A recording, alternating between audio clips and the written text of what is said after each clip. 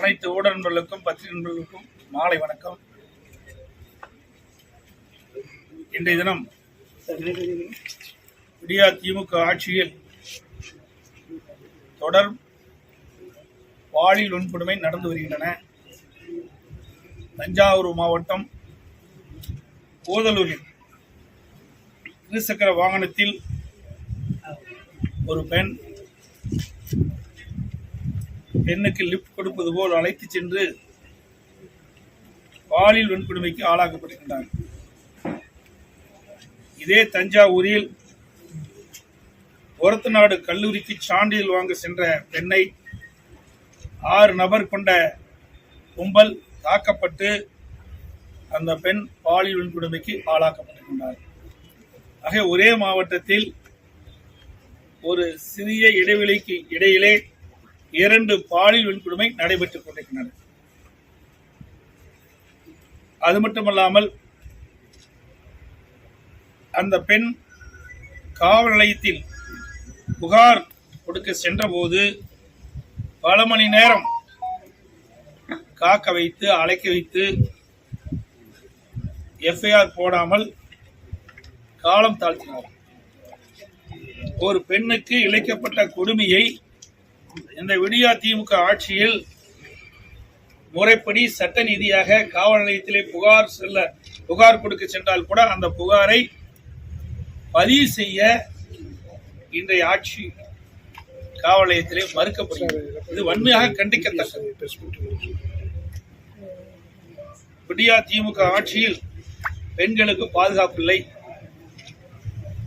ஒட்டுமொத்த மக்களுக்கு பாதுகாப்பு இல்லை. எங்கே பார்த்தாலும் கொலை, கொள்ளை, திருட்டு, வழிப்பிரிவு, பாலியல் வன்கொடுமை தொடர்ந்து நடைபெற்றுக் கொண்டிருக்கின்றன. நான் எப்பொழுது தொலைக்காட்சி நண்பர்களை சந்தித்தாலும் சரி, பத்திரிகை நண்பர்களை சந்திக்கின்ற பொழுதும் இதை அவ்வப்போது நடைபெறுகின்ற நிகழ்வுகளை சுட்டிக்காட்டி இந்த அரசுடைய கவனத்தை கொண்டு வந்து கொண்டிருக்கின்றேன். ஆனால் இந்த அரசு சரியான முறையில் நடவடிக்கை எடுக்காத காரணத்தினாலே, காவல்துறைக்கு முழு சுதந்திரம் கொடுக்காத காரணத்தினாலே இப்படிப்பட்ட பாலியல் வன்கொடுமை நடைபெற்றுக் கொண்டிருக்கின்றது. இதை இந்த அரசு மெத்தன போக்கின் காரணமாக, நிர்வாக திறனற்ற அரசாக இருக்கின்ற காரணத்தினாலே, காவல்துறை செயலிழந்து இருக்கின்ற காரணத்தினாலே இப்படிப்பட்ட நிகழ்வுகள் இன்றைய தினம் நடைபெற்றுக் கொண்டிருக்கின்றன. அது மட்டுமல்ல, எனக்கு இன்றைக்கு கிடைச்ச தகவல், திருச்சியில ஒரு அரசு உதவி பெறுகின்ற பள்ளியில தலைமை ஆசிரியர் ஒருத்தர் இருக்கிறாங்க. அவருடைய மகன் மருத்துவராக இருக்கிறார். அந்த பள்ளியில் படிக்கின்ற அந்த குழந்தைகளுக்கு மருத்துவ பரிசோதனை செய்வதாக சோதனை செய்கின்ற பொழுது அந்த குழந்தைகள் எல்லாம் அந்த மருத்துவர்களால் பாலியல் வன்கொடுமைக்கு ஆளாக்கப்படுகின்றனர். ஒரு செய்தி வந்திருக்கு. எந்த அளவுக்கு கொடுமையான விஷயம்! பள்ளியிலே படிக்கின்ற சிறுமிகளுக்கும் விட்டு வைக்கவில்லை. இப்படிப்பட்ட ஒரு மோசமான ஆட்சி தமிழகத்தில் நடைபெற்றுக் கொண்டிருப்பது இதையெல்லாம் சான்று. அதோடு பள்ளியிலே எங்களுக்கு கிடைத்த தகவல், பத்திரிகையிலே, ஊடகத்திலேயும் வலைதளங்களில் வந்த செய்திகள், ஒரு நபர்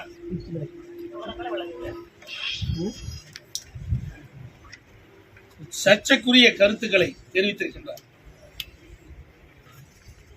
எப்படி அரசு உதவி பெறுகின்ற பள்ளியில் அந்த நிர்வாகத்துடைய அனுமதி இல்லாமல் எப்படி அவரை சர்ச்சைக்குரிய கருத்துக்களை தெரிவிக்க அனுமதித்தார் என்று தெரியவில்லை. அதிலே ஒரு மாற்றுத்திறனாளி அவரை ஏன் இப்படி சர்ச்சைக்குரிய கருத்துக்களை தெரிவிக்கிறார் என்று கேள்வி கேட்ட பொழுது அவரை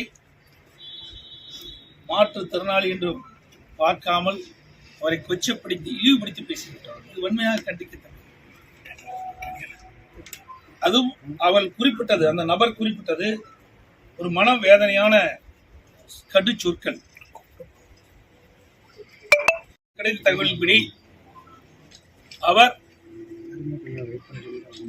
ஆண்டவனால் நீங்கள் இப்படி படைக்கப்பட்டிருக்கிறீர்கள், மாற்றுத்திறனாளியாக படைக்கப்பட்டிருக்கிற கடுமையான சொல்லை பயன்படுத்துகிறார். மாற்றுத்திறனாளிகளை மனித நேயத்தோடு பார்க்க வேண்டும், மனசாட்சியோடு பார்க்க வேண்டும். இந்த மண்ணிலே அவர்களுக்கு பல்வேறு சலுகைகளை அரசு செய்து கொடுத்துக் கொண்டிருந்தாலும் இப்படிப்பட்ட நபர்களால் அவர்களுடைய மனம் காயப்படுகின்ற அளவிற்கு பேசுவது கண்டனத்துக்குரிய என்பதையும் இந்த நேரத்தில் தெரிவித்து விரும்புகின்றேன். இந்த நபர் அண்மையில் நீங்க பாத்தீங்கன்னா அமைச்சரோட புகைப்படம் எடுத்திருக்கிறார். சர்ச்சைக்குரிய கருத்துக்களை தெரிவித்தவர். அதோடு இன்னும் சில அமைச்சரோடு புகைப்படம் எடுத்திருக்கிறார். இப்படிப்பட்டவர் அரசனுடைய செல்வாக்கின் காரணமாக பள்ளியிலே இப்படிப்பட்ட சர்ச்சைக்குரிய கருத்துக்களை தெரிவிப்பது கண்டனத்துக்குரியது என்பதை இந்த நேரத்தில் தெரிவிக்க விரும்புகிறேன். அதே போல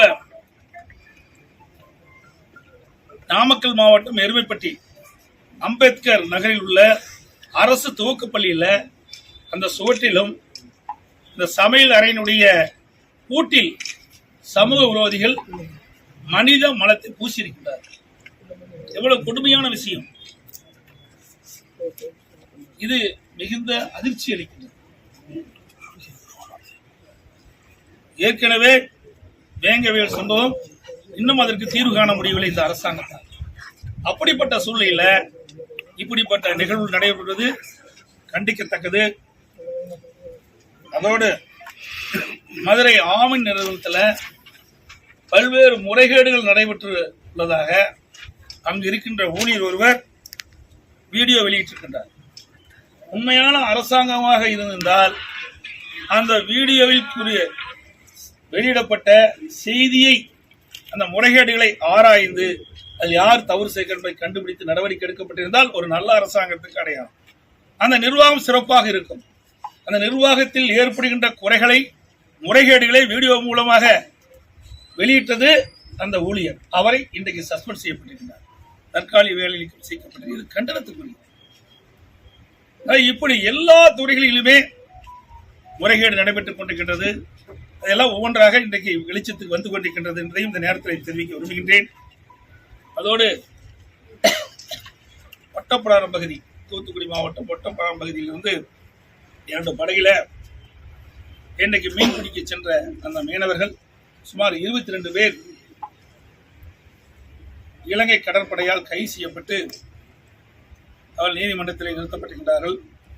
அதில் 12 பேர்களுக்கு தலா 42 லட்சம் ரூபாய் அபராதம் விதித்திருக்கின்றார்கள். இந்த அபராதத்தை கட்டத்தை விட 6 மாதம் சிறை தண்டனை என்று அறிவித்திருக்கிறார்கள். இங்கு இருக்கின்ற மீனவர்கள் அவர்களை விடுவிக்க மத்திய மாநில அரசுக்கு தொடர்ந்து கோரிக்கை வைத்துக் கொண்டிருக்கின்றார்கள். அந்த கோரிக்கையை மத்திய மாநில அரசு இதுவரை நிறைவேற்றப்படவில்லை. அதோடு எஞ்சிய 10 மீனவர்களும் வருகிற 10ஆம் தேதி இந்த வழக்கு நீதிமன்றத்தில், இலங்கை நீதிமன்றத்தில் வர இருக்கிறது. ஆகவே மத்திய மாநில அரசு உடனடியாக இதை கவனம் செலுத்தி இன்றைக்கு இலங்கை அரசு அவர் மீது வழக்கு தொடர்ந்திருக்கிறது. இந்த வழக்கின் அடிப்படையில் தான் இந்த இலங்கையில் இருக்கிற நீதிமன்றம் இந்த அபராதத்தை கட்டத்தவர்களால் சிறை தண்டனையும் விதிப்பட்டுவதாக தீர்ப்பு வழங்கியிருக்கிறார்கள். உடனடியாக அந்த மீனவர்களை இந்த அரசு, மத்திய மாநில அரசு அவளை விடுவிப்பதற்குண்டான நடவடிக்கை மேற்கொள்ள வேண்டும். படகை பறிமுதல் செய்திருக்கிறால் அந்த படகையும் சம்பந்தப்பட்டவர்கள் வழங்கப்பட வேண்டும். அதே போல இன்றைக்கு மக்களை பாதுகாப்பது காவலர்கள். இன்னைக்கு பயிர்களை வேலி பாதுகாப்பதை போல மக்களை பாதுகாப்பது காவல்துறை அதிகாரி. அந்த காவலர்களுக்கே பாதுகாப்பு இல்லாத ஒரு சூழல் தமிழகத்தில் நிலவி கொண்டிருக்கிறது. அண்மையிலே அருப்புக்கோட்டையிலே ஒரு சம்பவம். அந்த சம்பவத்தை கண்டித்து பொதுமக்களும் ஆர்ப்பாட்டம் நடத்துகின்றார்கள். அந்த ஆர்ப்பாட்டத்திற்கு பாதுகாப்பாக வந்த அந்த அதிகாரி ஒருவர் பெண் அதிகாரி, ஒரு டிஎஸ்பி ரேங்கில் இருக்கிறவங்க, அந்த அதிகாரியுடைய தலைமுடியை பிடித்து இழுத்தது எல்லா ஊடகத்திலையும் பத்திரிகையிலும் வந்தாங்க. இதெல்லாம் கண்டனத்துக்குரியது. அதே குற்றச்செயல் ஈடுபட்டவர்கள் பயமில்லாமல் குற்றச்செயல் ஈடுபடுகிறார். ஒரு காவல்துறை உயர் அதிகாரிகளுக்கு இப்படிப்பட்ட நிலைமை என்று சொன்னால் சாதாரண மக்கள் எப்படி நடமாட முடியும் என்பதை, இந்த நாட்டில் நடமாட முடியும் என்பதை நாம் எண்ணி பார்க்கிறோம். அதே காவல்துறைக்கு பாதுகாப்பு இல்லை, மக்களை பாதுகாக்கக்கூடிய காவல்துறைக்கே பாதுகாப்பு இல்லை, மக்களுக்கு பாதுகாப்பு இல்லாத ஒரு சூழ்நிலை தான் இன்றைய ஆட்சியிலே நடந்து கொண்டிருக்கின்றதை நேரத்தில் தெரிவிக்க விரும்புகின்றேன்.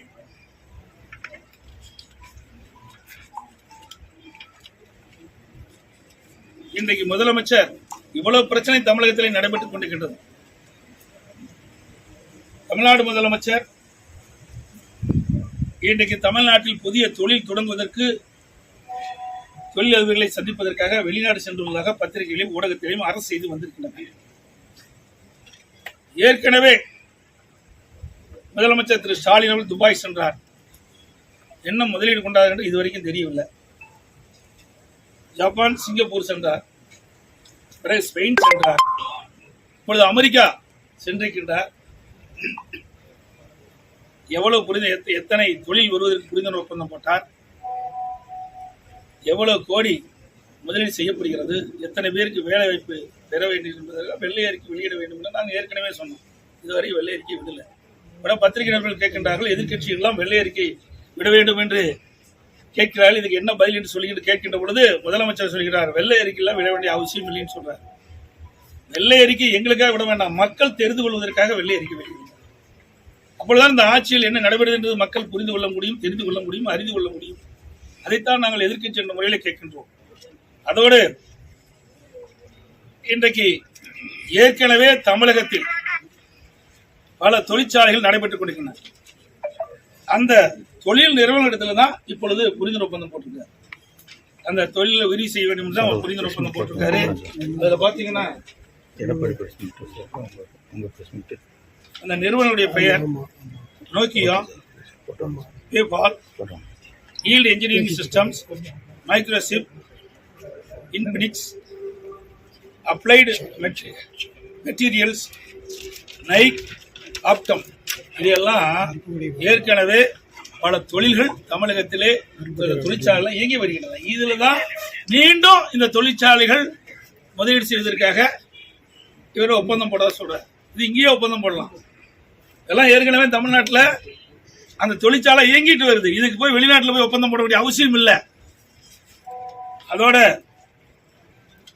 ஏற்கனவே எதிர்கட்சியாக நாங்கள் ஆளுங்கட்சியாக இருந்த பொழுது இப்பொழுது இருக்கின்ற தொழில்துறை மந்திரி ராஜா அவர்கள் எதிர்கட்சி வரிசையிலே சட்டமன்ற உறுப்பினர். அப்பொழுது அவர் ட்விட்டர்ல வெளியிட்டார். அது இப்போ சரியா பொருந்தும். கூட அந்த இருந்து கொடுங்க. இப்ப நீங்களே பாருங்க என்ன விட்டுருக்காருன்னு. அது செய்தி இப்படித்தான் வெளியிட்டு இருக்காரு. ஊடகத்துல பாருங்க. இப்ப செய்தி வெளியிட்டு தான் அவருக்கு சரியா பொருந்தும். அன்றைய தினம் அவர் வெளியிட்ட செய்தி இன்றைய தினம் அவருக்கு பொருத்தமாக இருக்கும். அவருடைய கருத்து அதான் தெரியும். என்ன இப்படி எல்லாம் வெளியிட்டு இருக்காரு. ஆக இன்றைக்கு அவர் வெளியிட்ட அந்த கருத்து அவருக்கு பொருத்தமாக இருக்கும் என்று நான் குறிப்பிடுகிறேன்.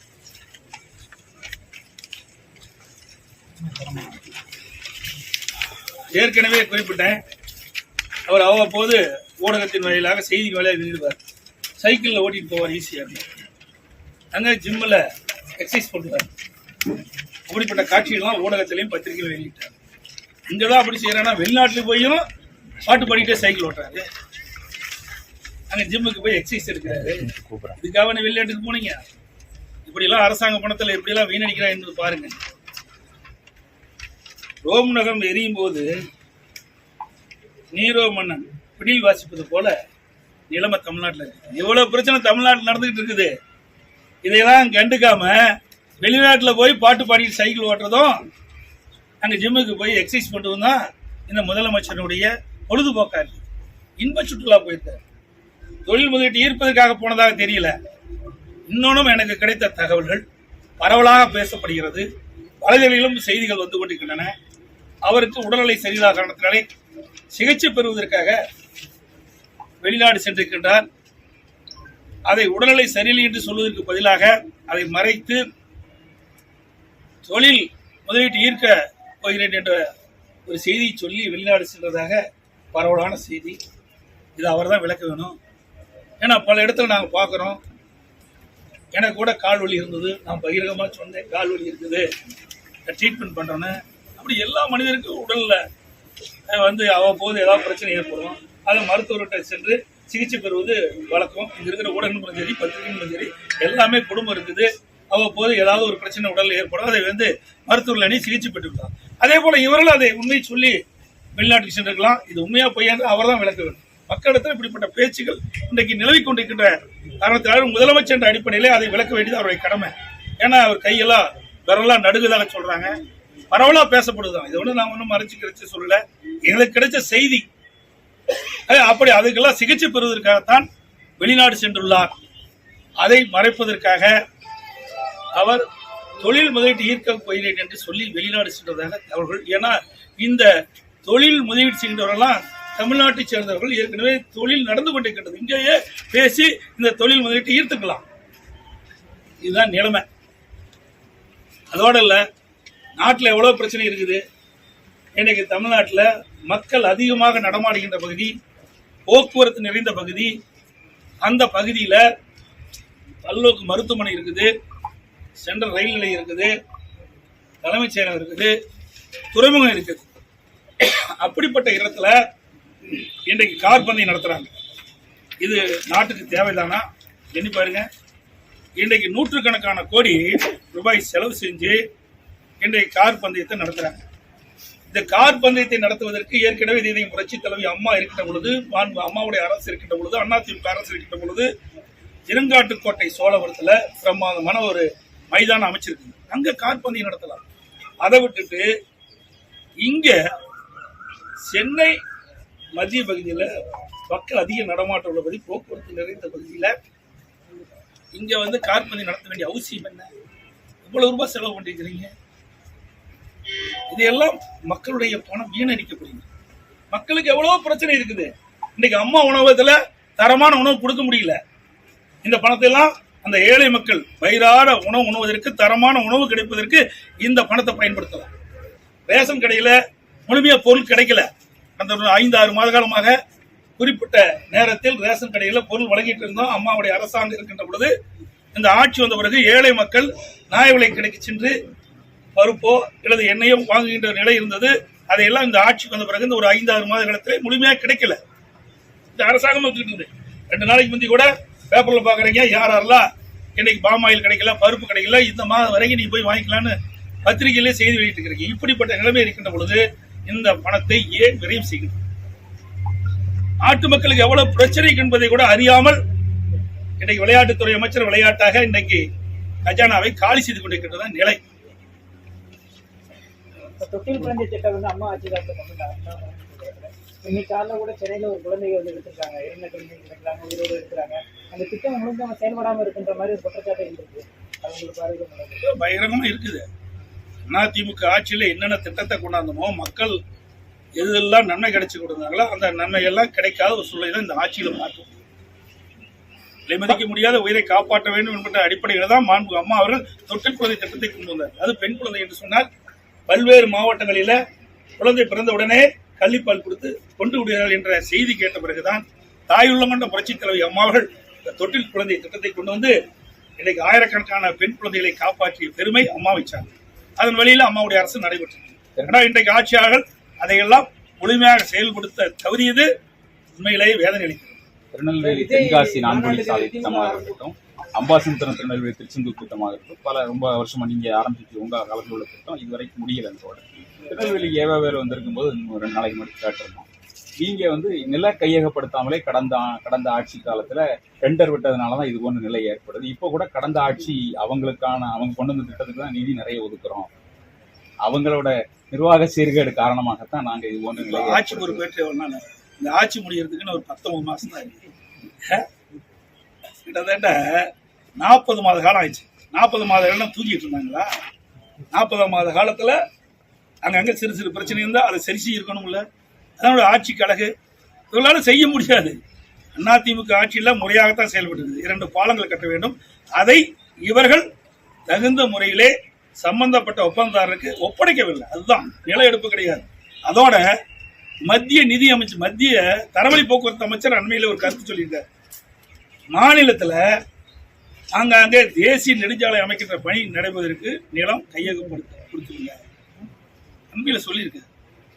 உதாரணத்துக்கு சொல்ல வேணும்னா, அதிமுக ஆட்சி இருக்கின்ற பொழுது பவானி டு மேட்டூர், மேட்டூர் டு தொப்பூர் இதை தேசிய நெடுஞ்சாலையை நாங்கள் அறிவித்து அதற்குண்டான பணத்தொகைகளை ஒதுக்குனாங்க மத்திய அரசு. 4 வழிச்சாலைகள். அப்ப 90% நிலம் கையகப்படுத்திட்டோம். ஆட்சி மாற்றம் ஏற்பட்டு திமுக ஆட்சி வந்த பிறகு 10% நிலம் தான் எடுக்க வேணும். உடனே என்னட்டாங்க, நிலம் எடுக்கலன்னு சொல்லிட்டு அந்த திட்டத்தை கைவிட்டு 2 பக்கம் வைடிங் பண்ணி முடிச்சுட்டாங்க. அது என்ன, தேசிய நெடுஞ்சாலை நகாய் இந்த திட்டத்தை எடுக்கிறாங்க. மாநிலத்தில் தேசிய நெடுஞ்சாலை மாத்திட்டாங்க. மாநில தேசிய நெடுஞ்சாலையா இருக்கும், மாநில அரசாங்கம் பராமரிக்கும். அந்த மாத்தி இவர்கள் வந்து மாநில அரசாங்கமே செய்யுது. ஏன்னா மத்திய தேசிய நெடுஞ்சாலையா இருந்தா நகாயா இருந்தா அவர்களுக்கு டெண்டர் வைப்பாங்க, இவர்களுக்கு வருமானம் வராது. இதே மாநிலத்தினுடைய தேசிய நெடுஞ்சாலையா இருந்தா வருமானம் வரும்.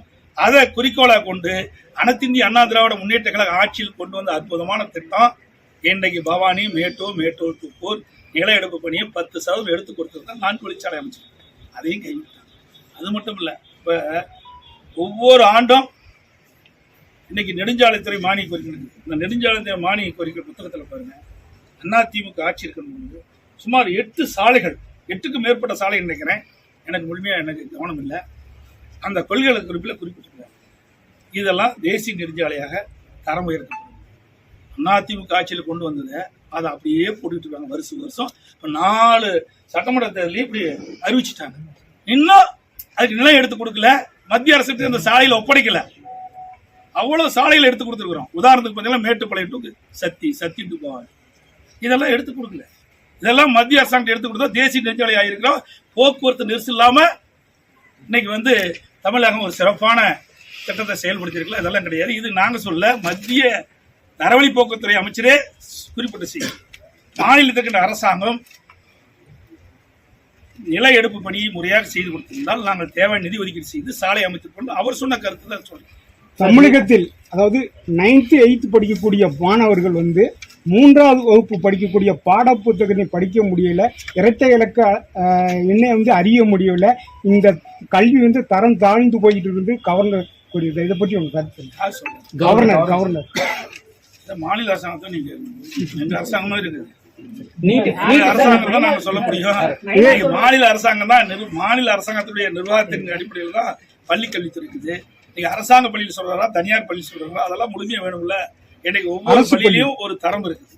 நீங்க பாத்தீங்கன்னா பல பள்ளியில இடமே கிடைக்காது, பல்வேறு ரெக்கமெண்டேஷன் வருவாங்க, சில பள்ளியில திறந்தே கிடக்கும்.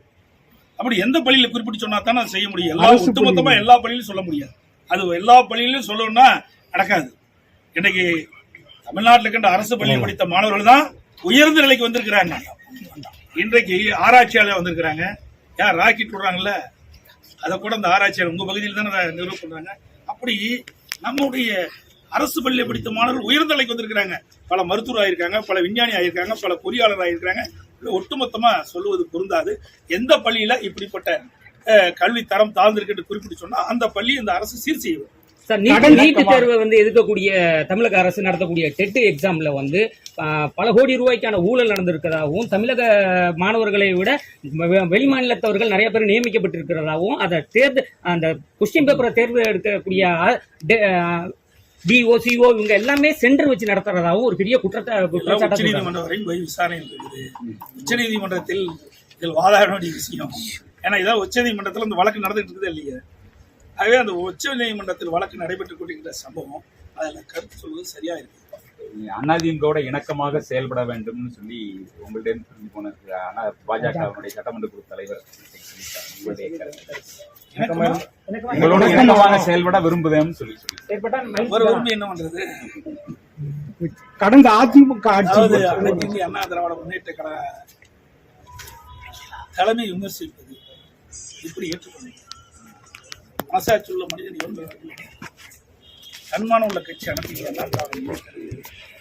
அதிகாரத்திற்கு எப்பொழுதும் நாங்கள் அடிமையாக இருந்ததே கிடையாது. அது அம்மா காலத்திலும் சரி, தலைவர் காலத்திலும் சரி. எங்களுக்கென்று ஒரு மரியாதை இருக்கின்றது, எங்களுக்கென்று தனி தத்துவம் இருக்கின்றது. இந்த அடிப்படையில் தான் நாங்கள் செயல்படுவோம். எங்களுடைய தலைவர்களை பற்றி அவதூறாக பேசுவது, அவர்களை விமர்சனம் செய்து பேசுவது, அம்மாவை முதலில் பேசினார்கள். உடனடியாக நாங்கள் கண்டன தீர்மானத்தை நிறைவேற்றி அதை வெளிப்படுத்தினோம். இனிமேலாவது இப்படிப்பட்ட செயல் ஈடுபட மாட்டார்கள். அதுக்கு பிறகு பேர் அண்ணாவை பற்றி விமர்சனம் செய்கின்றார்கள். எப்படி ஏற்றுக்கொள்வது? மனசாட்சி உள்ள எந்த மனிதனும் ஏற்றுக்கொள்வார். ஆகவே எங்களை இழிவுபடுத்தி பேசுவதற்கு ஒருபோதும் நாங்கள் அனுமதிக்க மாட்டோம். ஆகவேதான் நாங்கள் தனித்து நிற்கின்றோம். இன்றைக்கு நாடாளுமன்றத்தில் தனித்து நின்றோம். வெற்றி தோல்வி என்பது வேறு, ஆனால் தன்மானம் என்பது ஒவ்வொரு மனிதனுக்கும் வேணும். அந்த அடிப்படையில் தான் எங்களுடைய கட்சி நடைபெற்று அப்படித்தான் எங்களுடைய தலைவர்கள் எங்களை வளர்த்திருக்கிறார். அதிமுக ஆட்சியில் இருக்கும்போது டாக்டர்கள்லாம் போராட்டம் பண்ணி அப்போ அவங்கள இடமாற்றம் செய்து பெரிய கொடுமை அப்படின்னு சொல்லி இப்போ பாமக பேசியிருக்காரு. என்ன டாக்டர் செஞ்சு போராட்டம் பண்றது இல்லையா? இல்ல கடந்த அதிமுக ஆட்சியில வந்து வேதனையான சமாச்சாரம். அனைத்து இந்திய அண்ணா திராவிட முன்னேற்ற கழக அரசுகின்ற பொழுது கொரோனா காலத்துல மருத்துவர்களை சிறப்பாக நாங்க நடத்தின காரணத்தால அவர்களுடைய உயிரை கூட துச்சமன மதித்து விலை மதிக்க முடியாத உயிர்களை கொரோனா காலத்துல காப்பாற்றினாங்க. அதே எங்களுடைய காலத்துல மருத்துவர்களை நாங்கள் மரியாதையோடு வச்சிருந்தோம். இன்றைய காலத்துல எதுவுமே கிடையாது. பல்வேறு மருத்துவமனைகள் மருந்துகளே கிடையாது. இன்று அவளை என்று சொன்னா இன்றைக்கு சென்னையில் இருக்கின்ற அந்த பல்நோக்கு மருத்துவமனையில் எப்படிப்பட்ட அவலங்களை எல்லாம் என்று நாங்கள் சுட்டி காட்டினோம். இன்னைக்கு ஒரு மோசமான நிலை. நீ மருத்துவர்கள் போராட இருக்காங்களா? பல்வேறு கோரிக்கை வைத்து போராடிட்டு இருக்கிறாங்க. என்ன தீர்வு கண்டாங்க? அனைத்து இந்திய அண்ணா திராவிட முன்னேற்ற கழக ஆட்சி இருக்கின்ற பொழுது 30,000க்கும் மேற்பட்ட பணியிடங்கள் நிரப்பப்பட்டது மருத்துவத்துறையிலே. இன்றைக்கு காலி பணியிடங்கள் அதிகமாக இருக்கின்றன. உயர்நீதிமன்றமே கண்டிச்சிருக்குது. இன்னும் டீன் போடல, பல்வேறு அதுல டீனை நியமிக்கல, உடனே நியமிக்க வேண்டும் என்று குறிப்பிட்டிருக்கிறார். நீங்க திராவிட முன்னேற்ற கழக ஆட்சி வந்த பிறகு என்ன திட்டத்தை கொண்டு வந்து நிறைவேற்றுகிறார் சொல்லுங்க. ஒரு திட்டத்தை கொண்டு வந்து நிறைவேற்றலையே. அனைத்து இந்திய அண்ணா திராவிட முன்னேற்ற கழக ஆட்சியில் கொண்டு வரப்பட்ட திட்டங்களைத்தான் இன்றைய ஆட்சியாளர்கள் அங்கங்கே திறப்புலா கண்டிட்டு இருக்கிறாங்க. வேற எந்த ஒரு புதிய திட்டத்தை நாட்டு மக்களுக்கு கொண்டு வந்தது கிடையாது. அது மட்டும் இல்ல, ஆட்சி பொறுப்பேற்ற பிறகு இந்த 40 மாத கால ஆட்சியில் 3 லட்சம் கோடி கடன் வாங்கியிருக்கிறார். 3 லட்சம் கோடி கடன் வாங்கி 3 லட்சம் கோடி கடன் வாங்கியிருக்கீங்களா? என்ன புதிய திட்டத்தை கொண்டு வந்து நிறைவேற்ற, என்ன ஒரு புதிய பெரிய திட்டத்தை கொண்டு வந்திருக்கிறீங்க? எதுவுமே கொண்டு வரலீங்க. அதிமுக ஆட்சி இருக்கும்போது தான் அதிகமான சட்டக்கல்லூரி கொண்டு வந்தோம், அதுவுமே மருத்துவக் கல்லூரி, பாலிடெக்னிக் கல்லூரி. இன்னும் குறிப்பா சொன்ன போனா சேலத்துல ஆசியாவிலே மிகப்பெரிய கால்நடை பூங்கா நாங்கள் உருவாக்கணும். அதை கூட நான் திறக்கல. முதலமைச்சர் கை வலிக்கு நினைக்கிறேன். ட்ரீட்மெண்ட் போயிருக்கேன். அதுக்கு ட்ரீட்மெண்ட் சரியாகி குணமாகி வந்து ரிஃபண்ட் கட் பண்ணுங்க. 2 ஆண்டு காலமா பூட்டி வச்சிருக்காங்க. 1000 கோடி ரூபாய் செலவுல கட்டப்பட்ட பிரம்மாண்டமான கால்நடை பூங்கா. திறக்கிறதுக்கு உங்களுக்கு என்ன கஷ்டம்? எப்ப பார்த்தாலும் எய்ம்ஸ் மருத்துவமனை சொல்லிட்டு இருக்கீங்களே, கட்டாத மருத்துவமனை பத்தி பேசுறீங்க. கட்டி முடிக்கப்பட்டு திறப்பு விழாக்காக 2 ஆண்டு காலம் காத்துக் கொண்டிருக்கிறது. இது விவசாயிகளுடைய வேதனையை போக்கக்கூடிய பிரம்மாண்டமான கால்நடை பூங்கா. அப்படிப்பட்ட கால்நடை பூங்காவை திறக்காத அரசாங்கம் தான் இந்த அரசாங்கம். முழுக்க முழுக்க மாநில நிதியில் கட்டப்பட்ட அந்த கட்டடம் திறக்கல. கடந்த காலங்களை விட இப்ப இலங்கையில நம்மளுடைய தமிழக மீனவர்களை அவங்க கைது செஞ்சுட்டு வராங்க. அபராதமும் அளவுக்கு அதிகமாக கடந்த ஆண்டுகள் இல்லாத அளவுக்கு 3.5 கோடி 5 கோடின்னு போட்டு நம்ம மீனவர்களை பழி வாங்குற மாதிரி செஞ்சுட்டு இருக்காங்க. அதை பற்றி ஏற்கனவே அண்மையில உங்களுடைய தூத்துக்குடி மாவட்டத்தில் ஒட்டப்பட்ட படகுல மீன் பிடிக்க சென்றாங்க. அதுல 22 பேரை எல்லை தாண்டி மீன் பிடித்ததாக ஒரு குற்றச்சாட்டை சொல்லி இன்றைக்கு இலங்கை கடற்படை சேர்ந்த அந்த கடற்படை வீரர்கள் கைது செய்து நீதிமன்றத்தில், இலங்கை நீதிமன்றத்தில் அவர்களை ஆஜர்படுத்தப்பட்டு அவர்கள் 3.5 கோடி ரூபாய் இன்றைக்கு அபராதம் செலுத்த வேண்டும். அபராதம் செலுத்த தவறினால் 6 மாதம் சிறை தண்டனை வழங்க வேண்டும் என்று ஒரு தீர்ப்பு வழங்கியிருக்காங்க.